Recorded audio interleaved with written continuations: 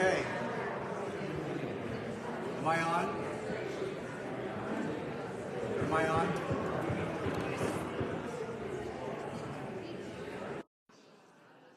Am I coming over the speaker? Yeah, okay, good. Let's go ahead and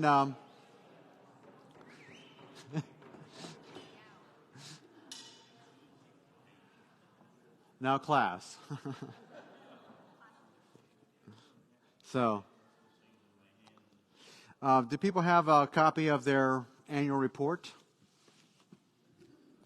There's still a few on the back if you need one, but this is the document that we're working out of today. Our annual report. Our theme for that cover is the hands of the potter. He's shaping us, shaping our lives. That'd be a good. That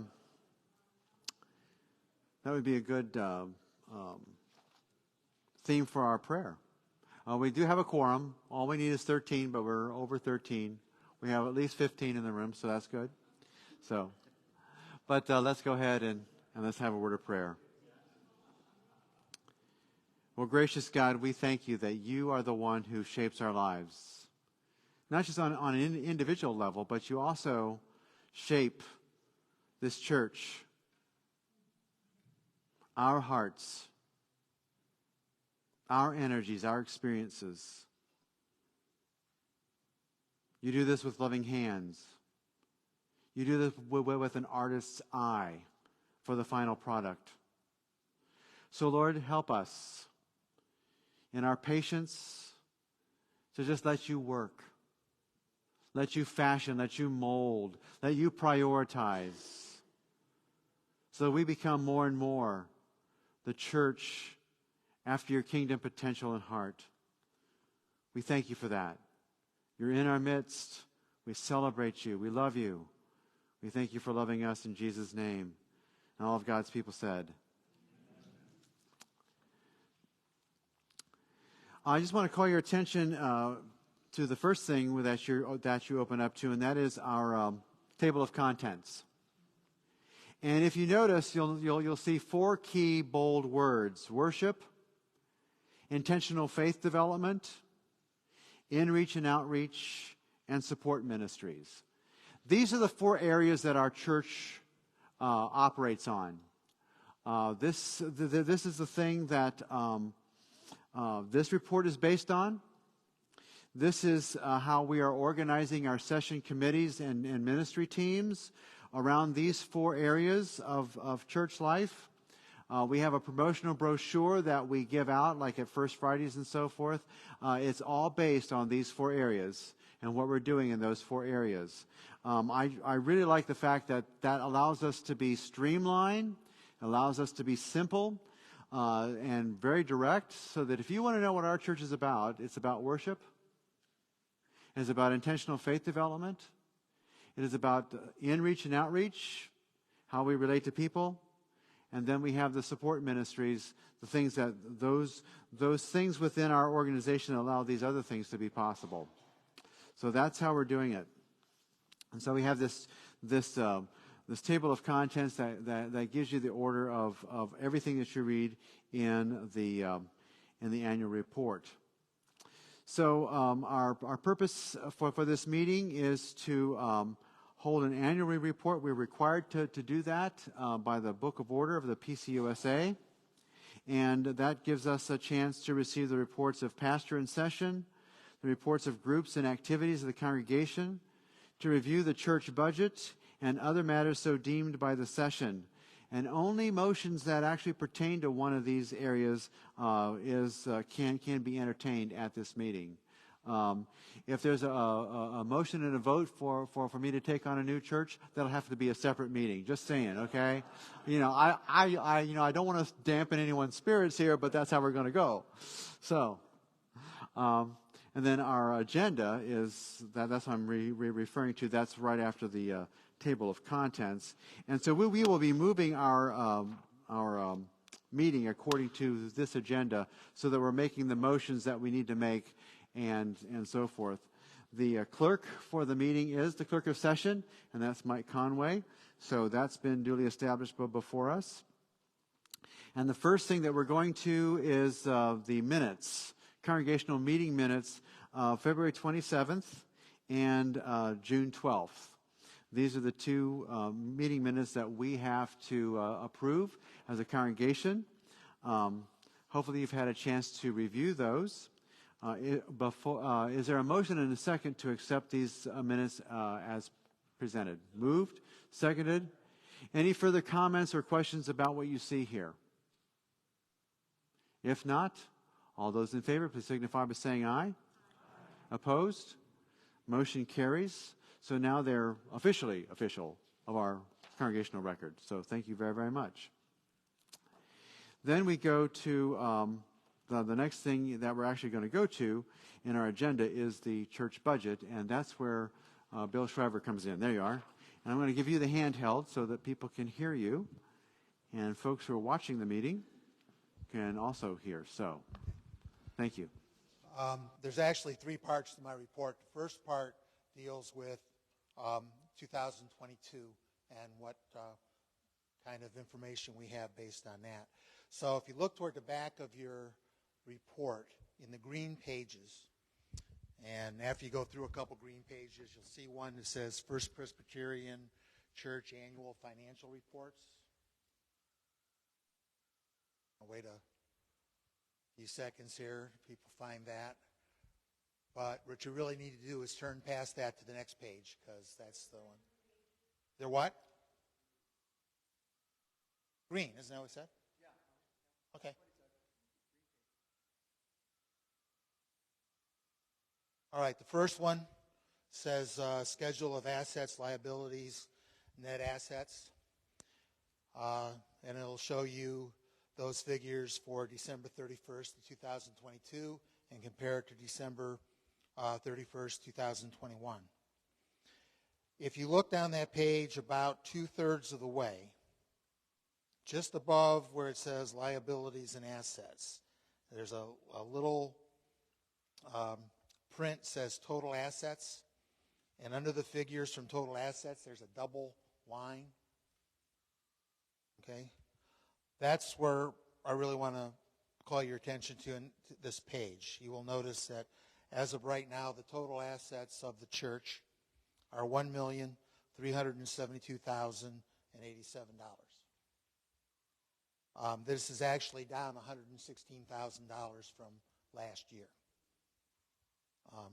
If you look back up at the details, you will see that primarily where the difference is under the line total cash investments available. From our investments, we've got two parts of the investments. There's $175,000, which is the base investment that comes from donor designation, and that earns interest, and we don't touch that. The rest of what's in our accounts for investments is earnings over the years plus designated by the session. That is money that we can do something with. And it is down $116,000. $30,000 of that has to do with repairs that we have done to the building. But the rest of it has to do with the volatility of the stock market over the past year.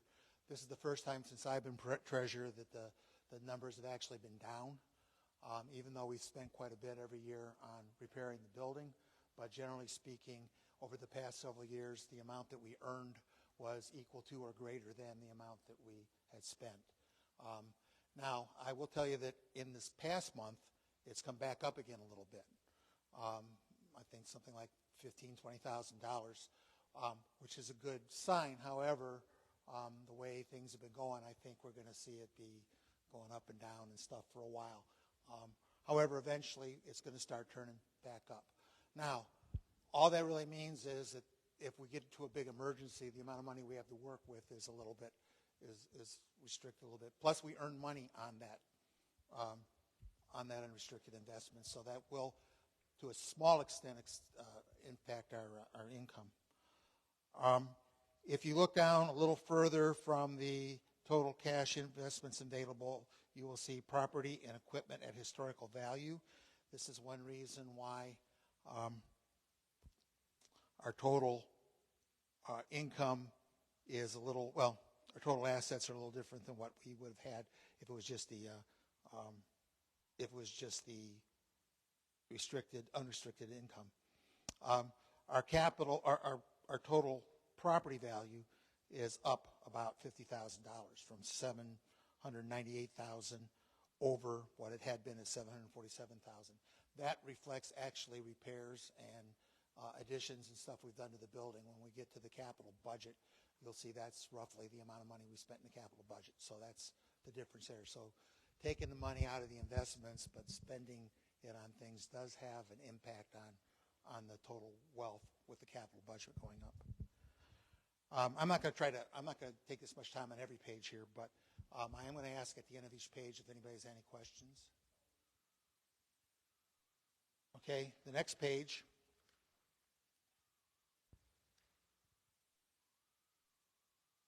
is the sources of our income.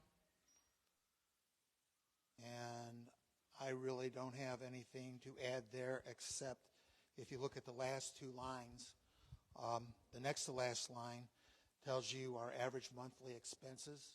And average monthly expenses here at First Presbyterian Church are $20,400. And that's actually a little less than last year. We've been able to economize to some extent. Estimated months of unrestricted cash reserves. That's the amount of money we have that if we did not take in a single penny in the collection plate at all, that's how many months we can continue to operate as we are right now. However, we will be taking money in the collection plate. So that indicates that we are really in fairly good shape. Even though that's down 5 months from the previous year, we're still in good shape. Next, on that page, any questions? Okay, the page that is headed Operating Budget Comparison and Revenues. I call your attention to the second column. And the last entry on the second column, in parentheses, $2,646. That's the amount of money that we spent over income in the past year. You can see if you follow along that line that we had thought on a budget that we would be $15,000 down. It's only $2,006. And in the last column, last year it was $10,000 we were down. So there's some improvement there. However, one of the reasons, so we don't get totally excited, one of the reasons for that is on that second column, if you look back up to the third line, that's the amount of money that we've taken out of investments over the past year, and you see that's $30,000. Now, that is money that we have, and it's there, and we can take it, but you can see it's considerably more than we had intended to take and would take in a normal year. But that has to do with the fact that this is a 160-year-old building here, and the other parts of the building are pretty old, and things break. Questions on this page?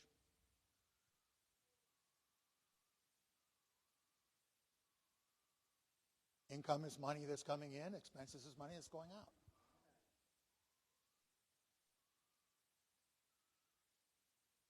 It includes investment income in this sense, and that is we move $30,000 over. Okay? So the stock market going down is not going to actually impact the direct budget, but it does impact the amount of money, the amount of cash that we have if we have to tap into cash and do something. So there's a difference between cash. I think the question is the difference between cash reserves and the money coming in. I mean, we do have cash reserves that is not technically income this year. It's income from previous years for the most part. But. Okay, questions on that page?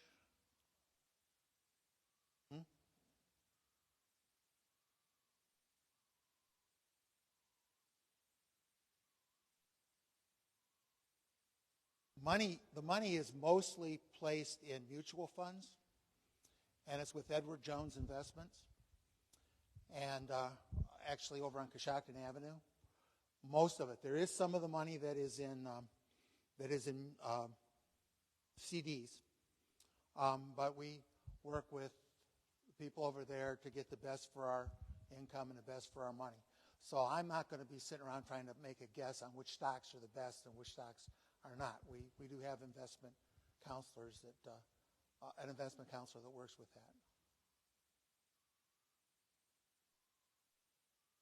I have to ask Mike. Mike, how many members do we? Question is, how many members do we have now? 121. That's what. Okay, next page is the capital expenditures. You can see what we've spent money on, and on the first section of it, the bottom section is where we've taken the money from. Unrestricted cash reserves, you see 50,000 of it from there, for the most part. Not all of the repairs or things that we add come from the capital budget. If something costs less than $500, we do not put it in the capital budget. Capital budget is separate from the general overall budget.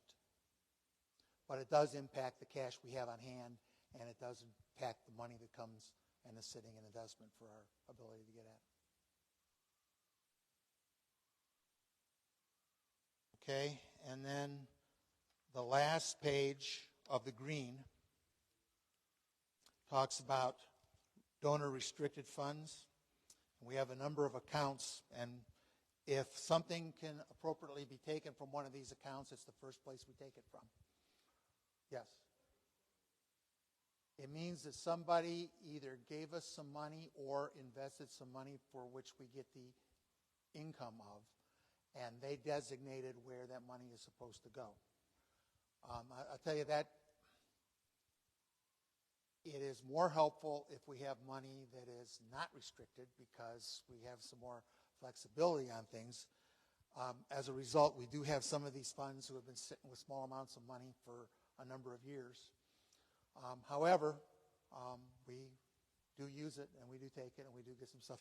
Most of those funds, a lot of those, at least half of those funds have money that comes in monthly or quarterly. For example, there's a flower fund there, and it says only no money right now, $40 as of last year.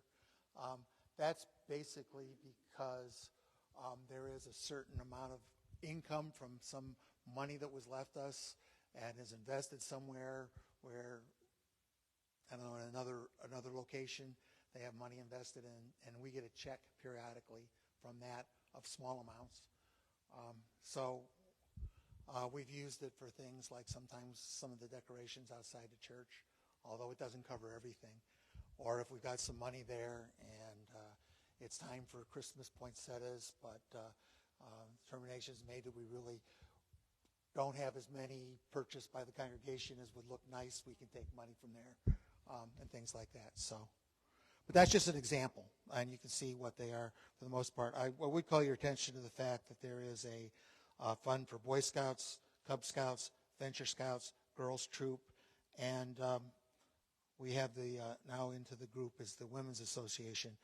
Those are funds that we are custodian of, but these other organizations have earned the money, and they are the ones who determine how that money is spent.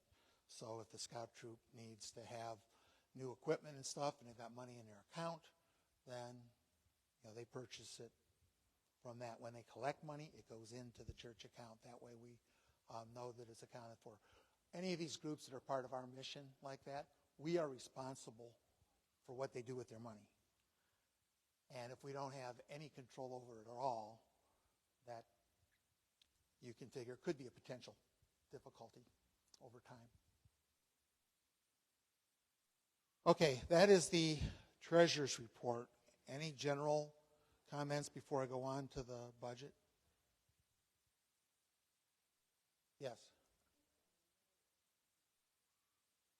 Memorial gifts go into the general fund unless somebody designates it specifically to go someplace. To a large extent, it goes in general fund. Keep in mind too, when we have dinners and stuff here for funeral things, there is money that we are expending for that. Sometimes there's not as much as we expended. Sometimes there's the same amount that we expended. Sometimes there's more. But I think over the course of years, it probably washes pretty close. I haven't seen any very big memorial gifts in the 4 years I've been treasurer.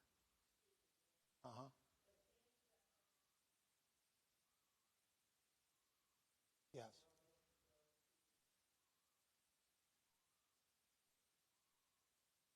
Yeah, I think I just said that unless they are designated. That's why we have that long list of all of those special programs. That's one of the sources of it is memorial gifts. Yeah. Yes.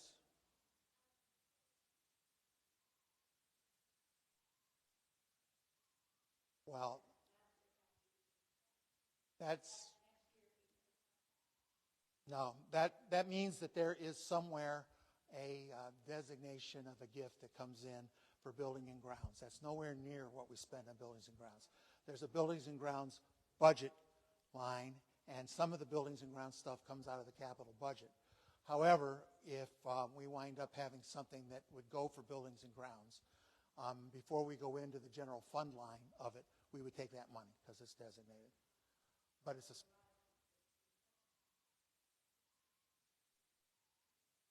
yeah, yeah.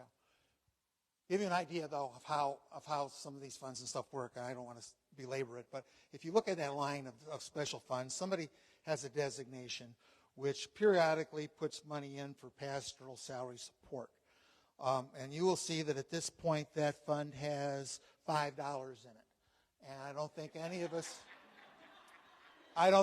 us believe that will cover the pastor's fund. And if you do believe that, we will shortly have a item of business that will clarify that. But what we do is when we pay his salary for the year, that's probably already gone. That's the first place we grab it from, and that goes and that offsets the money that we would ordinarily spend for the pastor's fund.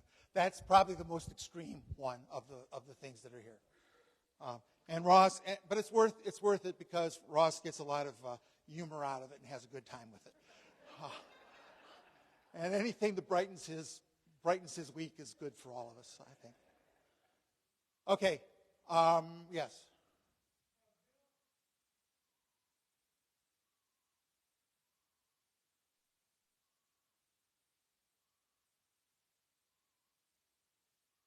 Yes. Okay.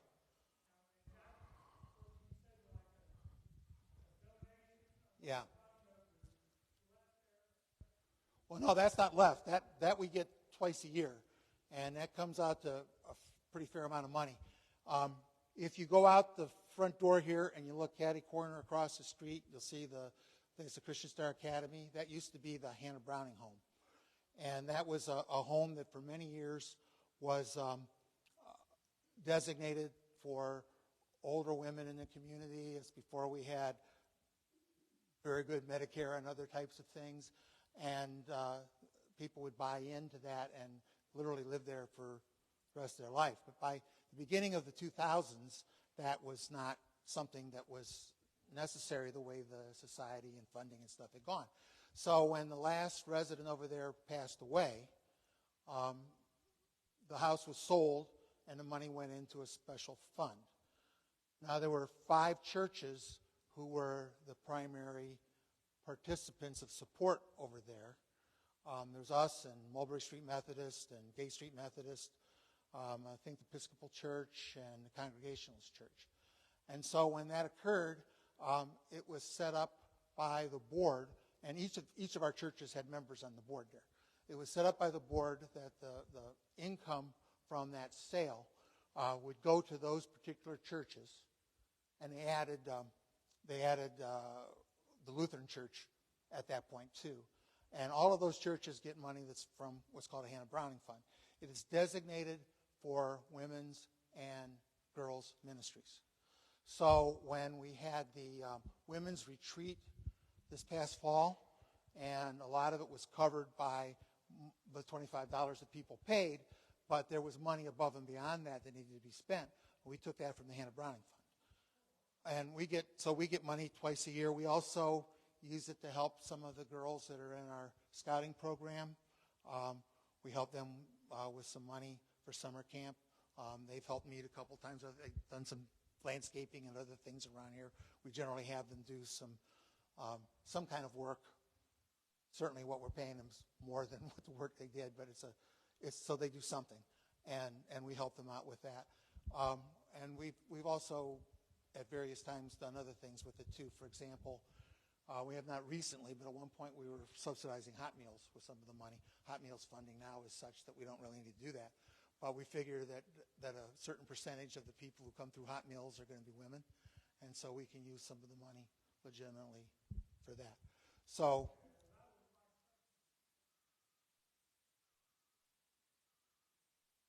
no, it doesn't. No. Yeah, and actually, when it did exist, the money was going from here over there. So we were supporting it. But now the money is coming back for us to be able to designate some missions and to help people out with it. Yes. Some of it, yes. There's also some money that comes from some.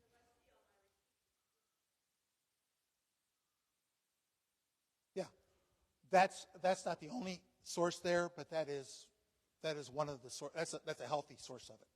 Yes.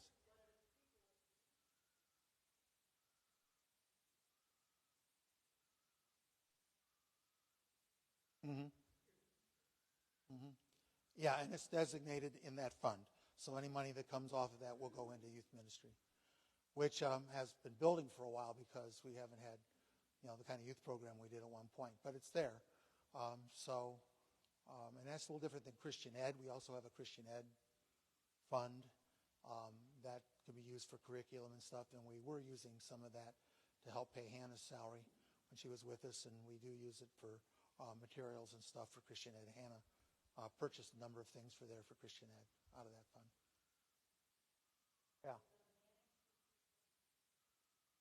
I believe so, yes.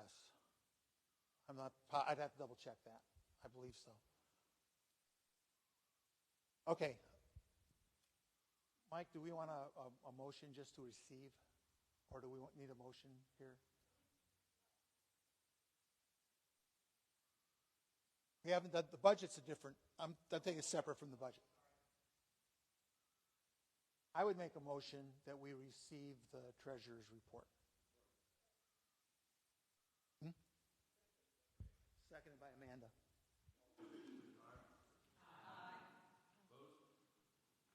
Okay, now go to the budget. And as Ross indicated, I think in the narrative there, this money, or this budget, is the session's budget. The session has control of it, so this is more of an informational thing than anything else. Although if there are some really major differences that you wanted changed, I think that if enough of you went over and talked to a couple members of session, they can amend the budget, so that could happen. But we really can't do it here. It's a white page. There are 4 columns. The first column is yellow. That is what the budget was in 2022. The second column is green. That's what the budget, or that's what we projected would be spent at the end of 2022, the beginning of 2023. You see a percentage of how much of the budget was spent, and you will see a budget proposal. Well, that's actually not a proposal anymore. The session has passed the budget for the following year, or for this year.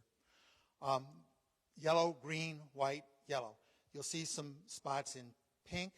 Those pink has to do with those special funds that were designated, and that indicates that we're taking, that money is designated from there.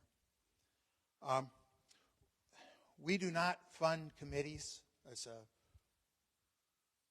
confusion with some of us.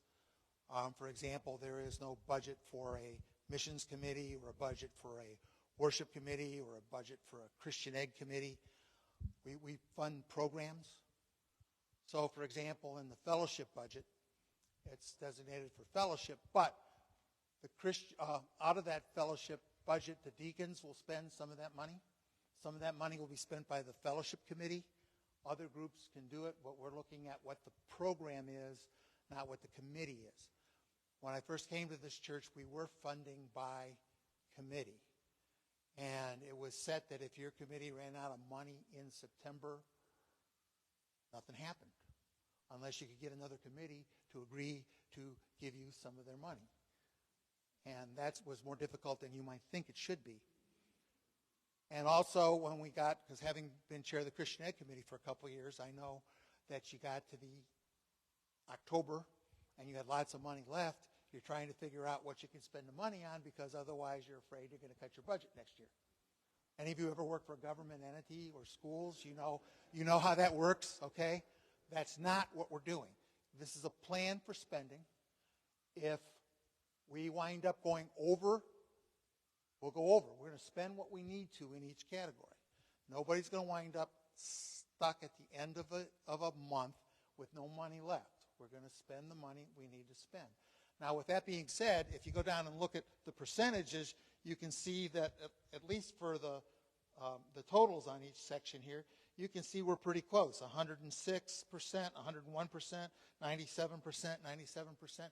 We do pretty good, generally speaking.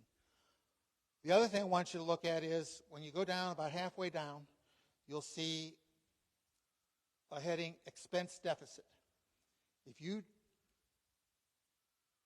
And then it says, expense detail, excuse me. If you draw a line above that and just cut off that first half of the page, okay, on that top of the page, that's the overall budget situation. If you look below that line, those items all refer back to categories in that first half of the page, and that's the detail that explains how things go. So, for example, you can see, let's take one, worship and music in the top part, and then if you go back on the second page, at the top you'll see worship and music, and under worship and music you will see it broken down into more small bite-sized pieces so you know where it comes from.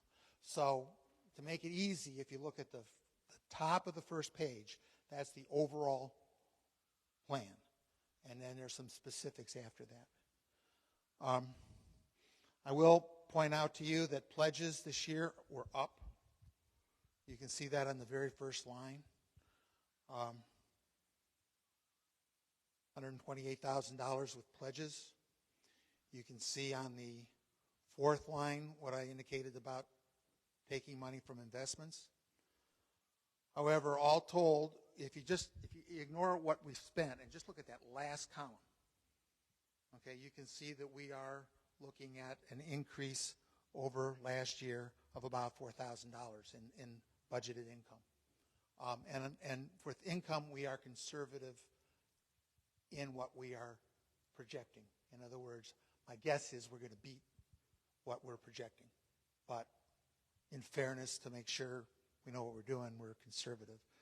As far as the finances are concerned, or the expenses, you can see we're also expecting additional expenses.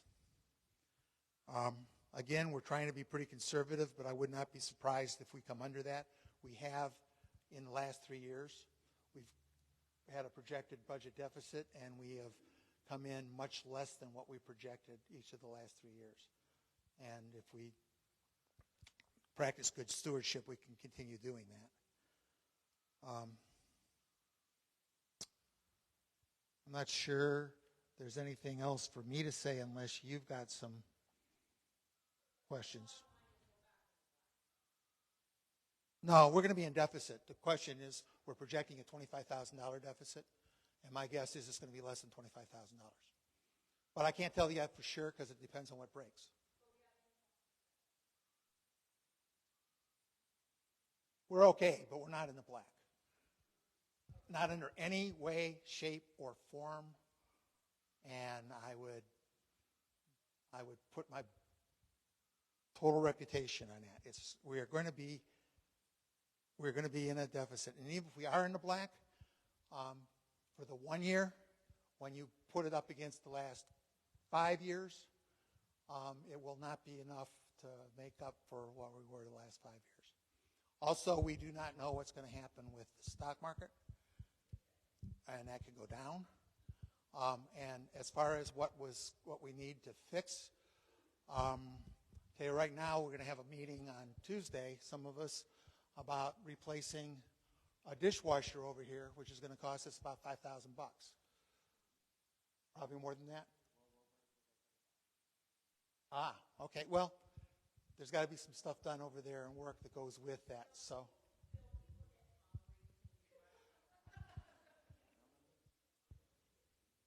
All right. Anybody who's ready to finish the thing, just make a motion to stop, and I'll stop.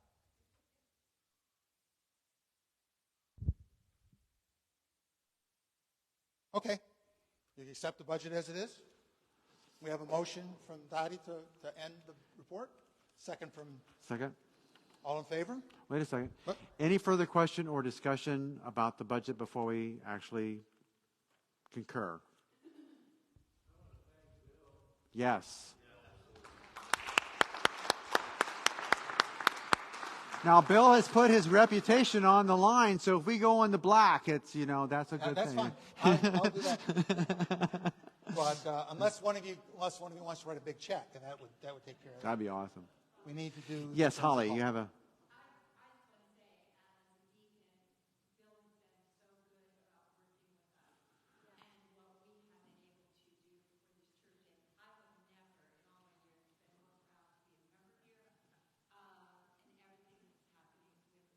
Yes. Mm-hmm. Yes. Okay. So if we're ready to... Pastor call? Well, we have to concur with the budget here, a motion. So well, all those they, in favor... They receive the budget. They don't. Yeah, we received the budget. All those in favor, please signify by saying aye. Aye. Opposed? Motion carries, and now we get to... Pastor call. Pastor call. At which point I get the opportunity to throw Ross out of the room. Yes, I have to leave the room. I'm going to taste test.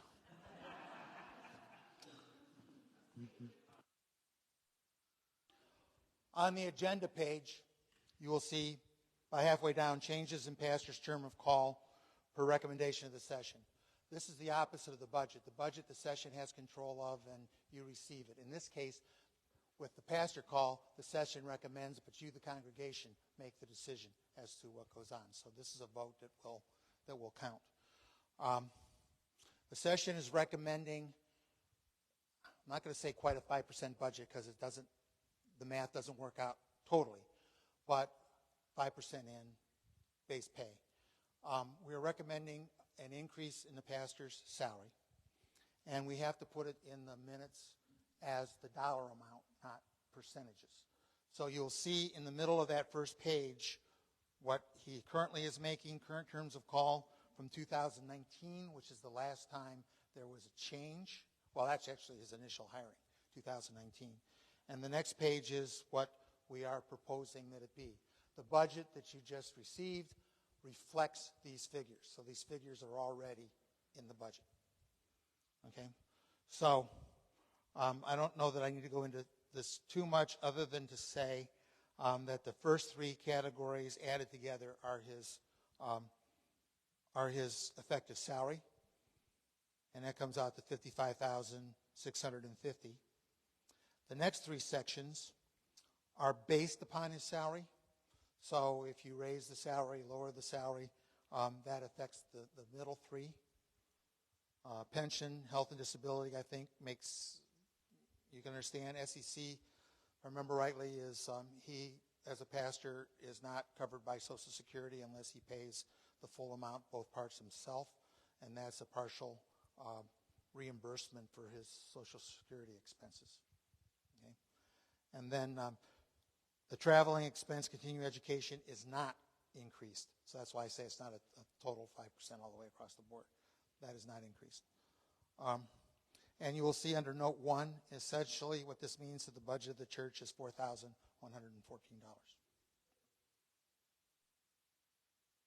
Okay. Yes? Yeah, deferred compensation, and a lot of us have it in other businesses and stuff too. It's money that he has made that he is setting aside.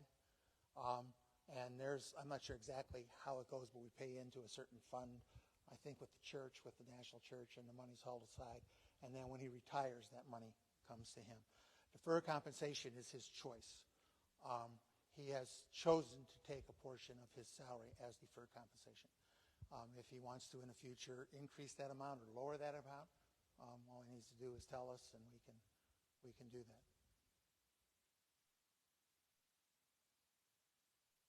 Okay. So motion to approve. Okay, we got Matt making the motion and Trent seconding the motion. We're having this in a minute, right? Okay. All in favor, say aye. Okay. Opposed?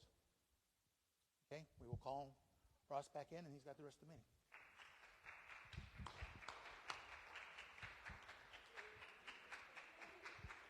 They decided that you going to another church is part of your call. Therefore, it was actually appropriate. Now, congratulations. Thank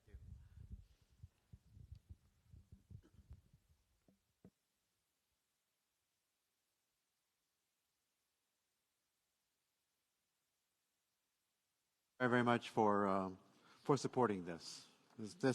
This means a lot. So now we get down to the rest of the report. I'll just step through it, and I will ask if anyone wants to add to their particular report when we get to it. So,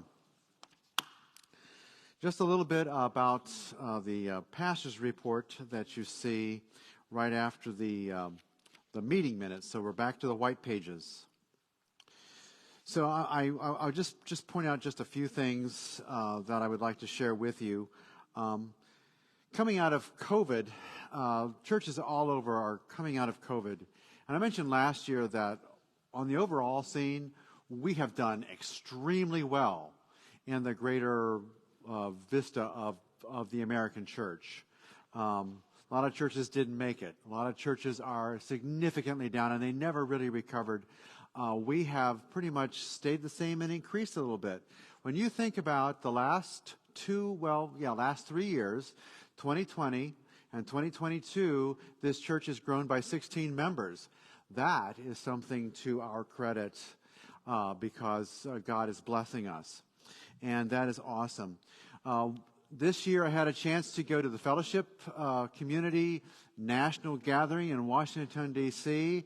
at the National Presbyterian Church. Let me tell you, that's a swanky place, and but really, really big. And they hosted, scores of us there, and it was all about the post-COVID church. What does it mean to come out of the COVID era? And so part of the fruit of that was that our session reviewed a little book called The Post-Quarantine Church by Tom Reiner. And Tom Reiner was one of the keynote speakers. He's a national church consultant. So we have been benefiting from his insights in that book. The other thing that I want to point out is the series that I have done in the Word this year. And I point that out only because writing sermons, delivering them, that is a big labor and joy of my heart. That is the one thing about ministry that I love the most is the Word of God and teaching it.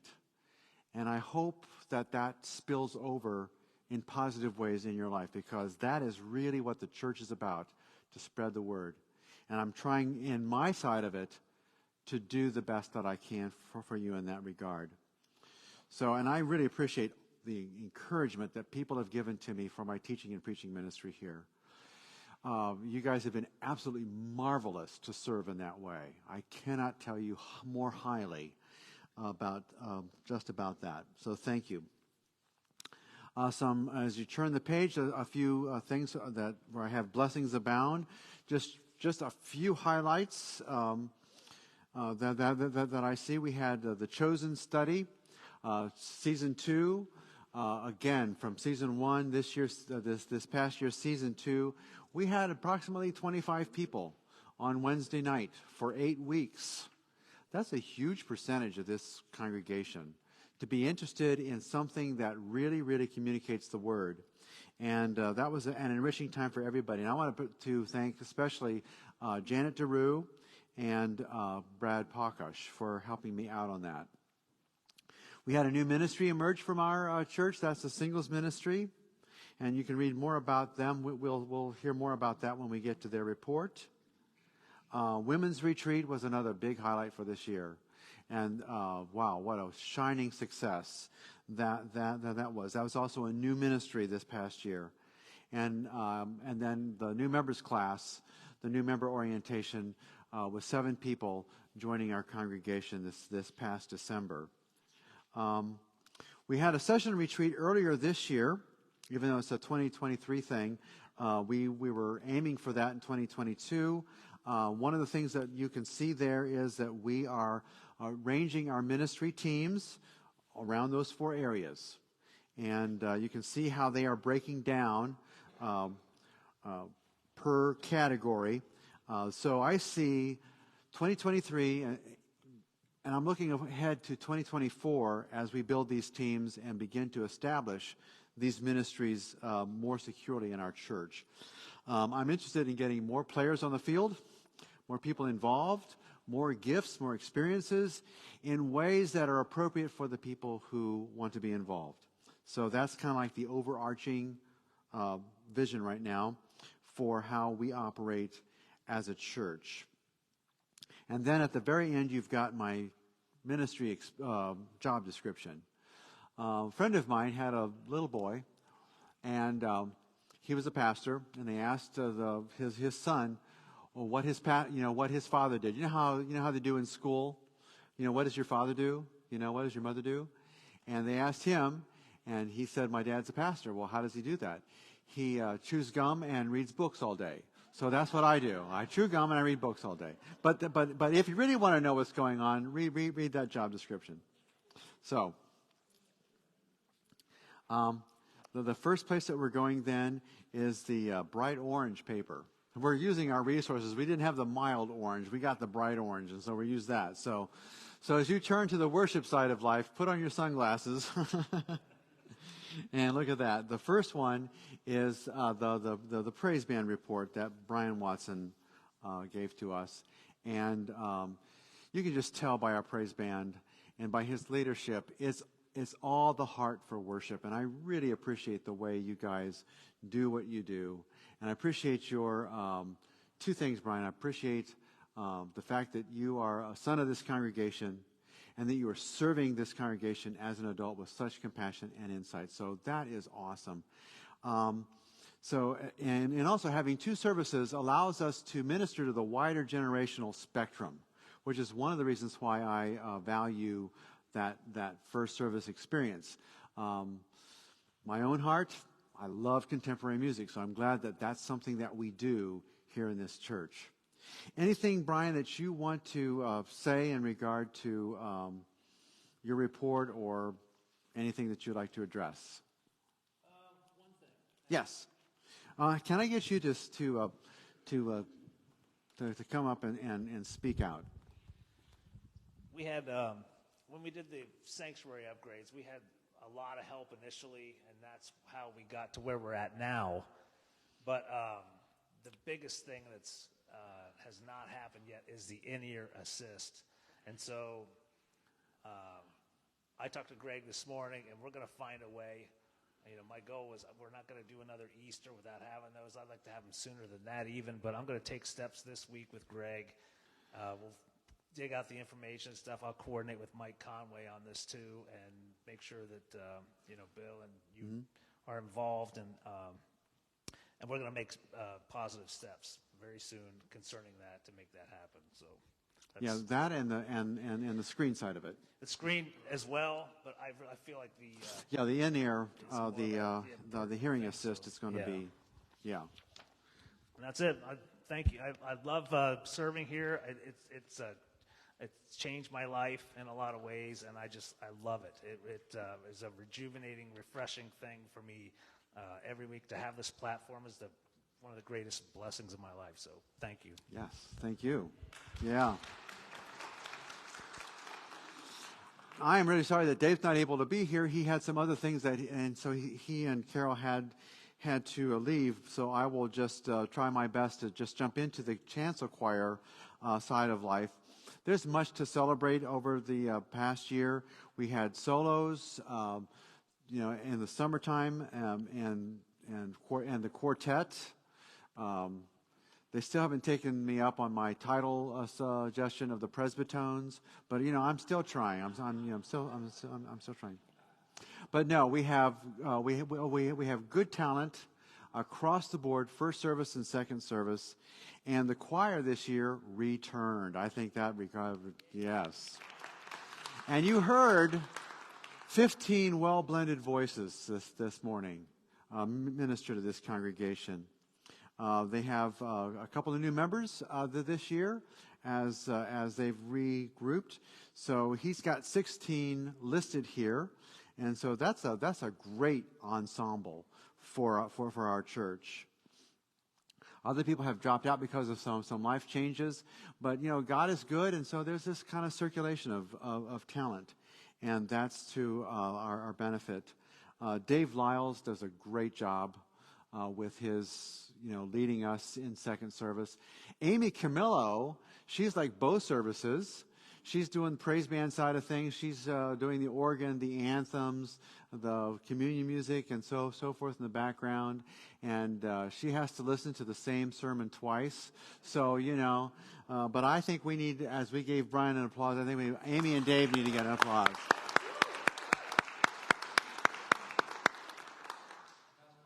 Yes.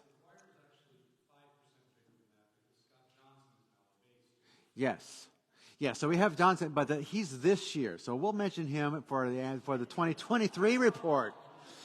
I'm just looking at 2022. But I am so glad that you brought your friend Scott, because he does bring a lot to our choir. So that is wonderful. And then Dave really composed a nice report, and hopefully you've had a chance to look that over. So so thank you, Jim, for your recruiting efforts. They're paying off. And then just a few things from, I just kind of like fill in some of the blanks, when it comes to other items that these reports may not have picked up. So I want to thank Laura Abel, who's the elder, who has been arranging for lay leaders and liturgists, and that list has expanded here going into the new year. So I appreciate folks who are helping. See, I did mention that when it comes to the whole music scene, we have 27 people between the two services who minister in this church. That's 27. That's huge. That's great. I want to thank our camera crew. I've got a camera crew shout out on my side of the report. The sound booth people, I think I've given credit where credit's due when it comes to the sound booth.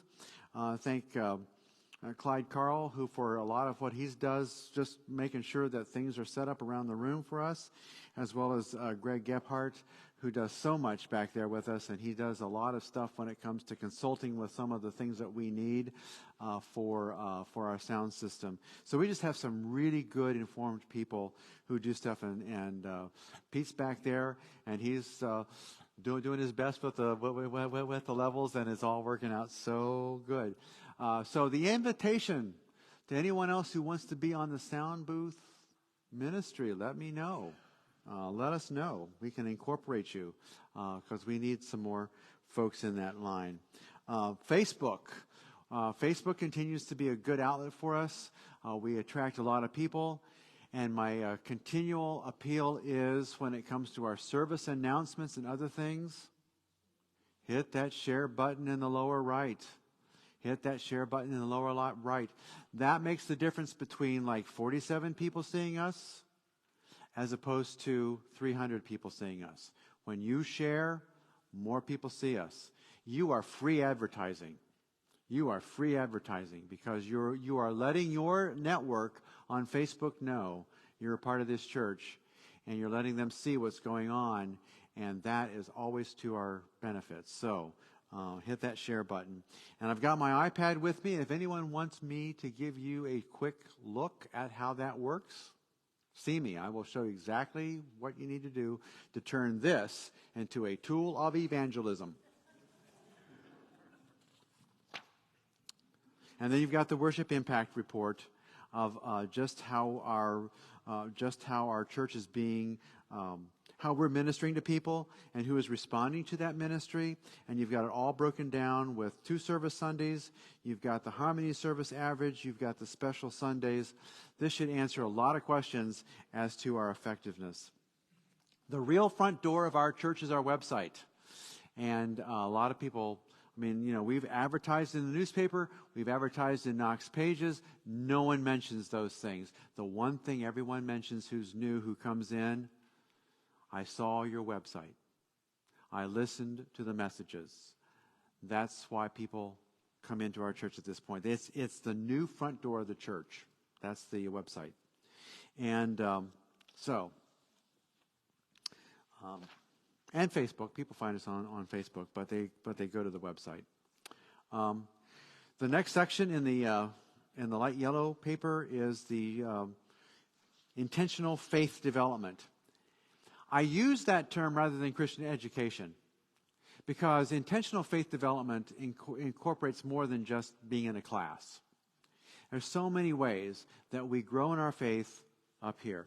It's sort of like the worship side is love the Lord your God with all your heart. Now love the Lord with all your mind. So we're going along with the contours of the great commandment. I just wanted to point out with the children's ministry report, a shout out to Hannah Hebenthal, who came part of the way of the year before she moved on. And she's a staff member who's not here, but I think we need to give her an applause. Her parents are here, so they can say to her, Hannah is well appreciated for what she did. She worked hard for us. I've got a few more things to say about that in my side of the report, but certainly Hannah. Melanie was the elder who helped with children's ministry this past year, along with Sheila Slaughter, and they're still working with Ryan and with Fox on a regular basis on Sunday morning. Then we have the Presbyterian Women's Association. Brenda's composed a really, really nice report for us, so thank you, Brenda. You can see about their study, about their mission heart, and I don't know, Brenda, are you here? Where is she? Oh, they left? Oh, they had to go. For their Christmas party, Sheila and I had a chance to host their Christmas party at our house. So it was kind of a special highlight for us to do that. And I ate good during that time, so that was all good. The Thursday Women's Bible Study, you've got Sheila's report. I can tell you, she studies so diligently for that Bible study. She really, really does. And it's a solid group. They've got depth. They are into discovering what the Word has for them. And partly, sometimes when she has to go be with her parents in Pennsylvania, I have substituted by being on hand either to help the discussion or lead the discussion. So I really value those times because it gives me some real active interaction with the Thursday Women's Bible Study. Then you turn the page, and then you've got John Bebart's dual report with the Men's Bible Study and the Men's Fellowship Breakfast. John puts his heart into that ministry. He really, really does. It is part of his vision. It's part of his heart.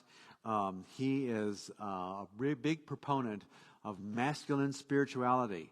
And he crafts a time for the guys to get together and to be real and to be genuine and to be leaning into what God has. And he is seeking to expand that reach. I know that there's already a buzz about some really good men's retreat stuff that we're thinking about. So that's all part of the mix as we go into this year and next. But certainly, thank you, John, for what you've done for the men of this church. And John, I don't know if you want to say anything more about that or not.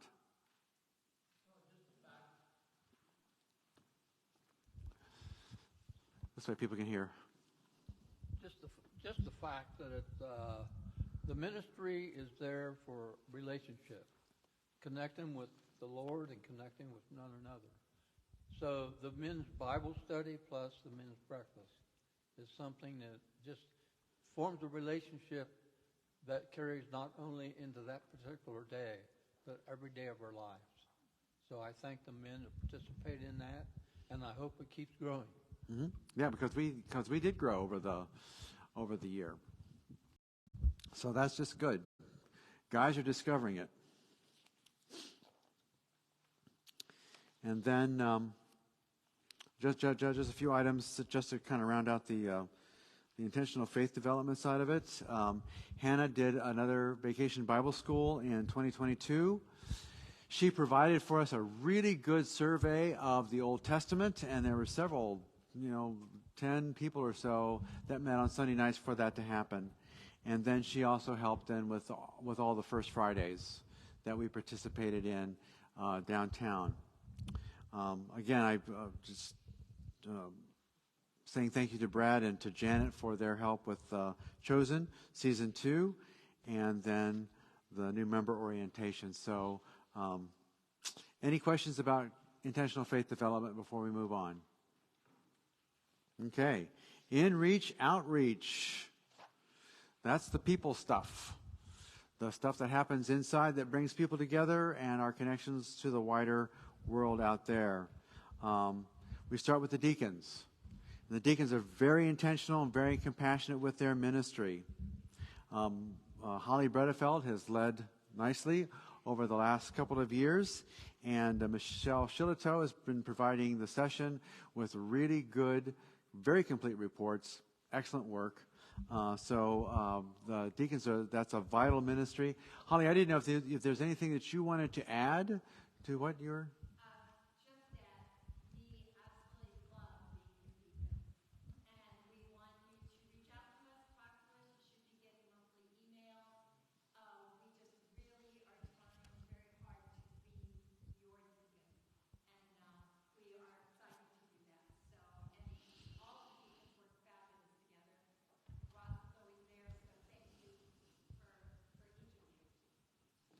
Okay. Thank you very, very much. They, as I mentioned, the women's retreat, but they also do the funeral meals, and that is a valuable, valuable ministry. You can read about other things here. Sure. Okay. Mm-hmm. And then there's the prayer chain, which is Carol Conway's. She's helped to develop that for us. And marvelous report, shows how this works, how this comes together. And there are 54 people, she mentions, that are a part of that prayer chain. So that's like almost half of the congregation is involved with praying when a prayer concern goes out in some way, shape, or form. So you can read about how all that works. I don't know, Carol, if you had anything else that you wanted to say about that, but, I couldn't quite to you, but I just... I just wanted to say what a blessing it is to unite as a congregation to pray for our brothers and sisters in Christ. And it's a unique ministry. And if you would like to join, just let me know, and I'll add you to an email or text or a calling line, and Jan Watson takes care of the calls. Thanks. Then you have the Fellowship Committee report, and the folks that have contributed to that. The report kind of walks us through the year with the fellowship table, the ministry that's after church, first service and second service for fellowship time. There's always that sign up. There's always blanks to fill because hosts are very valuable after the service to bring people together. Marvelous church picnic at Ariel Park this year. In September. It was a beautiful day, not too hot, not too cold. It was just a great day there at the park. So a lot of good planning went into that, and that's been valuable to us. Michelle Shillito has been working diligently on that committee, but she is taking a step back. She's going to be putting more into the deacons, or focusing more on that. And so thank you so much, Michelle, for all that you've done for the fellowship committee, and thank you for Missy, I didn't know if you wanted to say anything more about this, or Michelle, you wanted to say anything more about this? Okay, good.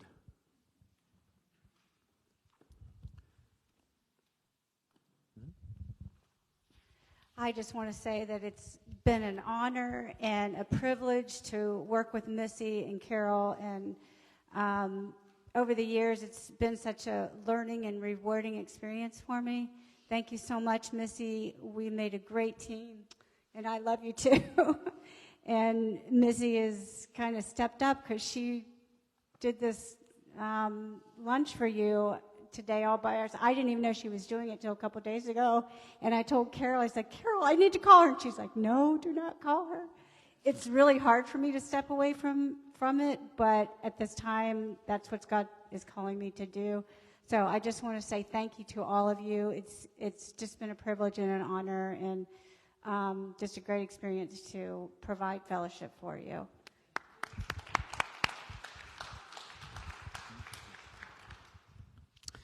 Quickly, as we turn through the pages, singles ministries, as I said, it's one of the new ministries here. And I really like the way that developed. It's sort of like our own little capsule form of how a new ministry starts. Vision was cast. A small team came together. The details were worked out. The appeals were made for practical steps for a program to happen. And it's a great model for how more ministries in our church can get started. And you can read about their activities, which are really quite nicely varied. I mean, it's an active group. You've got Hot Meals. Hot Meals is such a valuable ministry in this church. And so, Jan, thank you so much for all that you pour into it. She's got great volunteers around that whole program. Jan Watson and crew. It's a very personal ministry.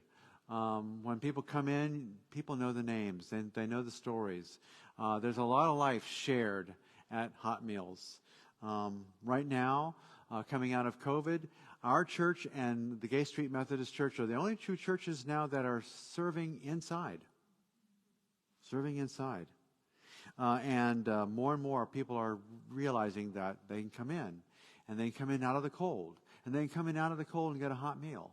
And they come in, not only come in out of the cold into the warmth to get a hot meal, but they also get a warm welcome.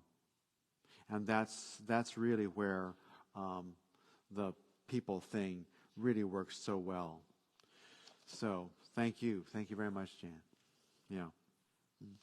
Operation Christmas Child is the next one up, and I know Amanda has a few things that she would like to add to her report, which super fast. She's going to be super fast. Okay, so I don't know if you've noticed, but there is a map in the narthex, and I updated that, so if you go out, you can see where all our boxes have gone from 2014 through this year that we just finished. And they've gone all over the world. It's very exciting. And then we are going to do some crafty things this year to get ready, because making stuff is super sweet to put in boxes. So if you want to participate in that, there'll be more information later. Okay. See, done. Quick, fast. Quick.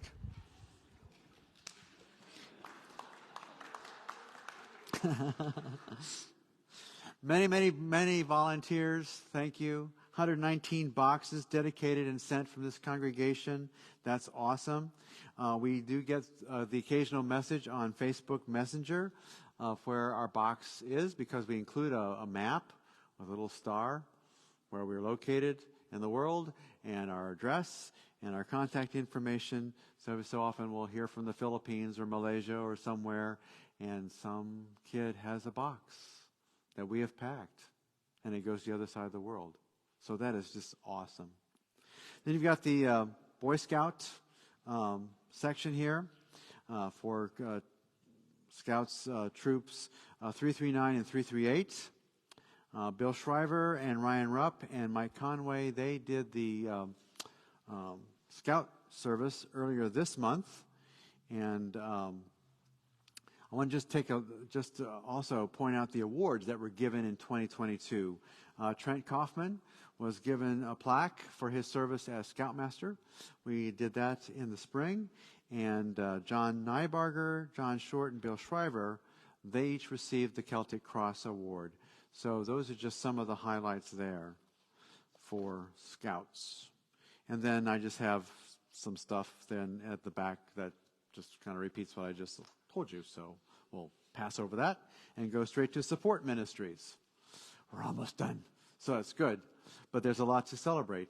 You can see the report of the clerk of session, and that gives you the rundown, sort of the mechanics of who's on session, who's on deacons.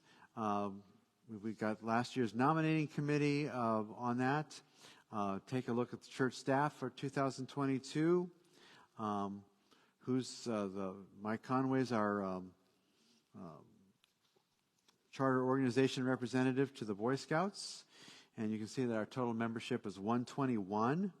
And the one member that we took off the roll was Maggie Mazza when she passed away in December. So I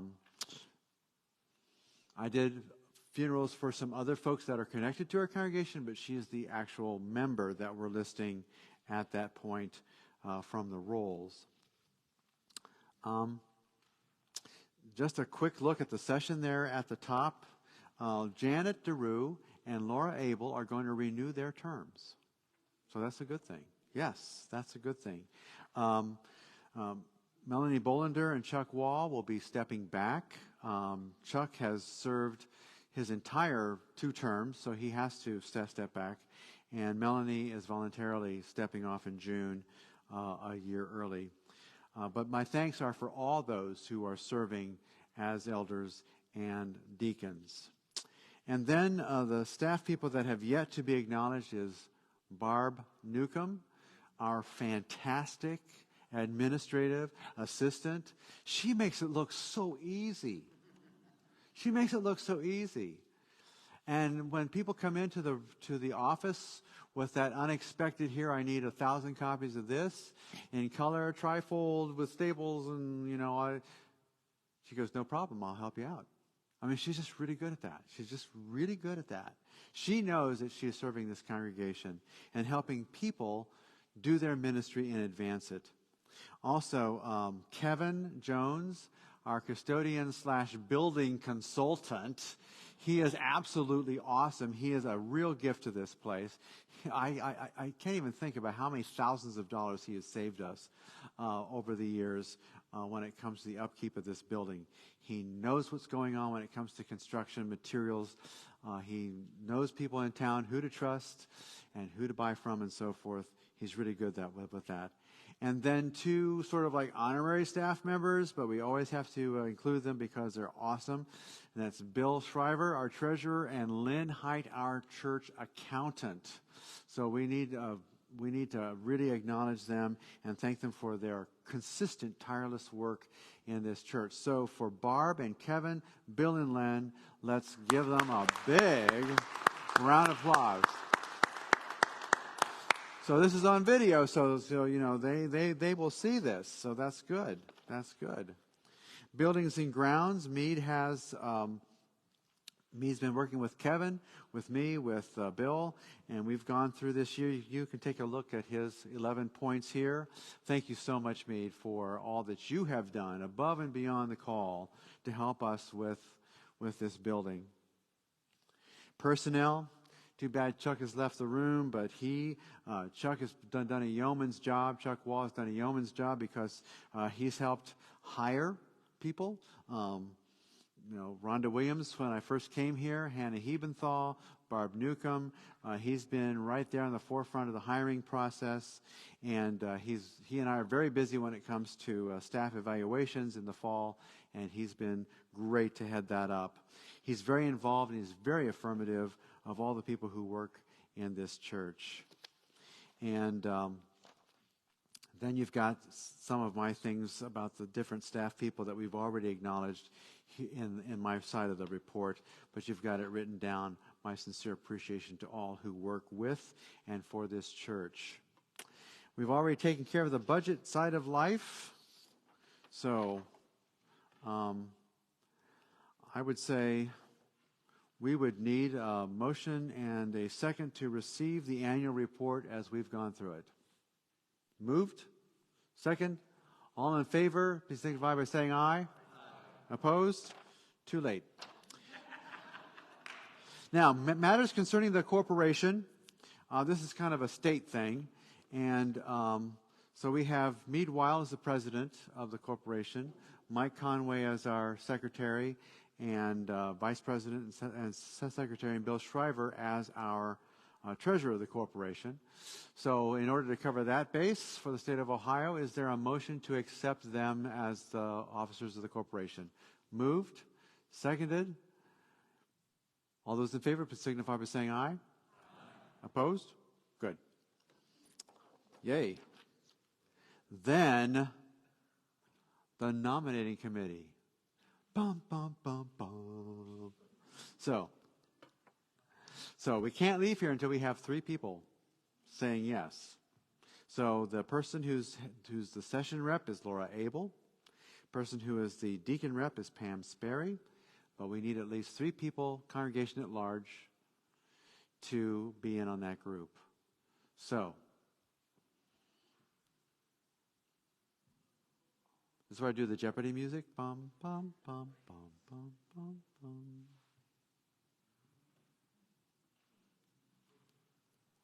We need 3 people approved by the congregation. So, Larry, you're willing to be part of that? Okay. Larry's the first one up, so that's good. Who else will help with the nominating committee? Jackie Crago. We just need 1 more. And Jan Watson. So, is there anyone else chomping at the bit? Okay. But we have our 3. So Larry, thank you very much. Jackie, thank you very much. And Jan, thank you very much. So we will need a motion and a second to accept their inclusion and work for the nominating committee. Is there a motion? Okay. Is there a second? Second. All those in favor, please signify by saying aye. Aye. Opposed? Motion carries. So, our closing prayer will be grace before we eat, but we will need a motion and a second to adjourn our meeting. Is there a motion to that effect? Motion moved and seconded. And let us bow our heads in prayer. Lord, we thank you for the ministry of this congregation, for its reach, for its impact, for its increasing effectiveness. We've had a chance to highlight so much of what's going on in our midst, just kind of touching the surface. But Lord, we know that you are working deep within the hearts of people. And Lord, we ask that you would give us the dream of your design, that we would pursue it. As we end this meeting, Lord, we want to give you thanks for the food that we're about to receive. We thank you for the hands that prepared it. We ask that you would bless that food to our body's health, even as you bless us to your service. And it's in the name of Jesus that we pray. And all of God's people said, amen. And the pastor said, let's eat.